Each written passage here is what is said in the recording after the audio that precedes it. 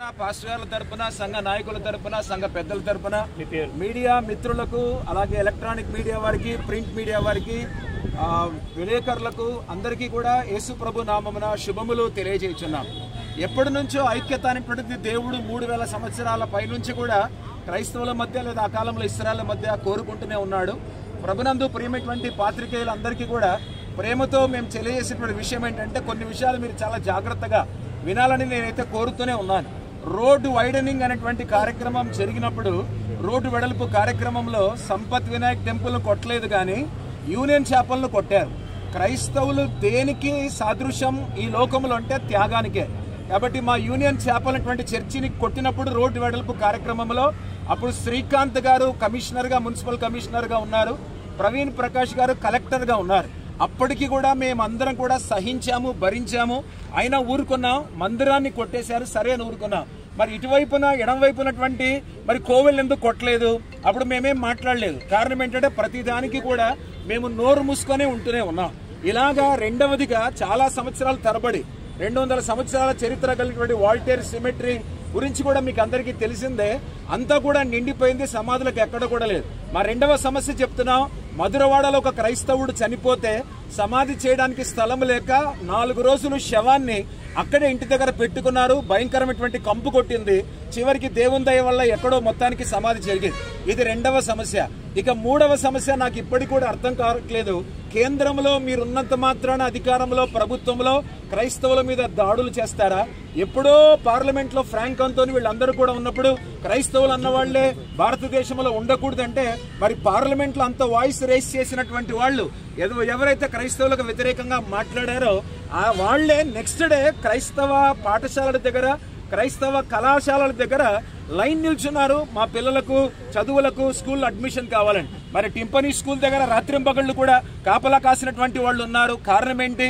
విద్యా సంస్థలు తీసుకుంటే క్రైస్తవులే, ఆ తర్వాత ఏదైనా ఇన్వెన్షన్స్ తీసుకుంటే క్రైస్తవులే, ఏదైనా డిస్కవరీస్ చేస్తే క్రైస్తవులే, అన్ని కూడా క్రైస్తవులే కావాలి. కానీ క్రైస్తవులు మాత్రం వాళ్ళ మందిరాలు కట్టుకుంటే దాని మీద ధ్వంసం చేయడం, దాడి చేయడం ఎంతవరకు కరెక్ట్? ఒక మాట, మరి అయోధ్యలో ఉత్తరప్రదేశ్లో మరి రామ మందిరాన్ని కట్టారు. జాగ్రత్తగా వినండి. యునైటెడ్ అరబ్ ఎమిరేట్స్ లో ముఖ్యంగా అబుదాబిలో మరి బాప్స్ మందిరాన్ని కట్టారే. మరి మాకు మీకు పర్మిషన్ ఉందా చర్చి కట్టడానికి? మమ్మల్ని అడుగుతున్నారే. మరి మీరు ముస్లింల దేశానికి వెళ్ళి అక్కడ బాప్స్ మందిరాన్ని కట్టారే, ముస్లింలు ఏమైనా అన్నారా? క్రైస్తవులు ఏమైనా కామెంట్ చేస్తారా? లేదే. ఈ అయోధ్య రామ మందిరం కంటే కూడా ఆస్ట్రేలియాలో 700 అడుగుల ఎత్తులో మరొక రామ మందిరాన్ని కడుతున్నారు. క్రైస్తవ దేశమైనటువంటి ఆస్ట్రేలియా ఏమైనా ప్రశ్నించిందా? మేమైనా ఆస్ట్రేలియా వాళ్ళని అన్నామా? అంటే మందిరాలు కట్టుకోకూడదు, తర్వాత ప్రార్థనలు చేయకూడదు, తర్వాత ఇతరుల కొరకు మేము విజ్ఞాపన చేయకూడదు, మేము కూడుకోకూడదు. అందులో జరిగేటువంటి నష్టం ఏంటి?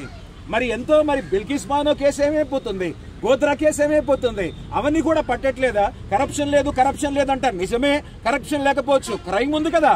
కరప్షన్ లేకపోతే క్రైమ్ ఉంది కదా. ఇదంతా కూడా క్రైమ్ కాదా? అంటే ఇది ప్రజాస్వామ్య దేశం కాదా?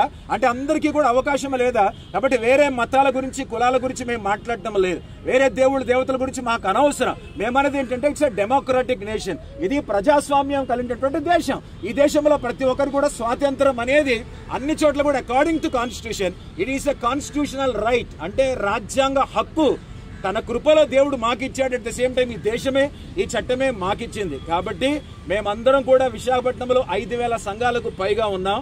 నిజంగానే లక్షల మంది క్రైస్తవులు ఉన్నాం, వేల మంది నాయకులు ఉన్నారు, వందల వేల మంది పాస్టర్లు ఉన్నారు.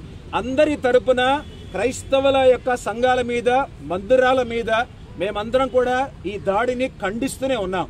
ఎప్పటికైనా కూడా ఇది మీ క్షేమం కాదని కూడా ఒక విధంగా హెచ్చరిక చేస్తూనే ఉన్నాం. కాబట్టి మీరందరూ కూడా ఏ ప్రభుత్వం వచ్చినా ఏది కూడా చేయదులేండి, ఎందుకంటే అందరినీ చూసాము. అయితే దేవుని యొక్క మహాకృప మేము ప్రార్థన చేసుకొని సహించుకొని భరించుకొని ముందుకు వెళ్తున్నాం. కాబట్టి దేవుడు కార్యం చేస్తాడనేది మా యొక్క నమ్మకం. ఏదేమైనా కాన్స్టిట్యూషనల్ రైట్ మాకు ఉంది. కాబట్టి విశాఖపట్నం క్రైస్తవులుగా మేమందరం కూడా అందరికీ మా మద్దతుని, మా తర్వాత మా ప్రేమను తెలియజేస్తున్నాం. మా సమాధానం, ఐక్యత మేము చాటుకుంటున్నాం. మరొకసారి మీడియా మిత్రులందరికీ కూడా మా క్రైస్తవుల తరపున హృదయపూర్వక ధన్యవాదాలు. పేరు చెప్పండి, మీ పేరు చెప్పండి. నా పేరు reverend doctor M Joseph Prakash, Nazarene ministries యొక్క founder and director, and at the same time pastor of Nazarene church Visakhapatnam.